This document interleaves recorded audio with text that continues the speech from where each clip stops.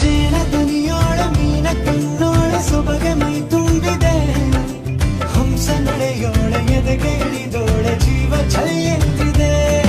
ಇದಲ್ಲ ಅದು ರೋಡಲಿ ಸಾಗುತ್ತಾ ಹೊಂಡವ ದಾಟುತ್ತಾ ಜೀವವೇ ಬಾಯಿಗೆ ಬಂದಂತಿದೆ. ಹಾಡಲಿ ಹಾಡುತ್ತಾಯಿ ರಸ್ತೆಯ ಬಗೆ ಹೇಳಲು ನಾಚಿಕೆ ಆಗಿದೆ ನಿಮಗಿಲ್ಲವೇ?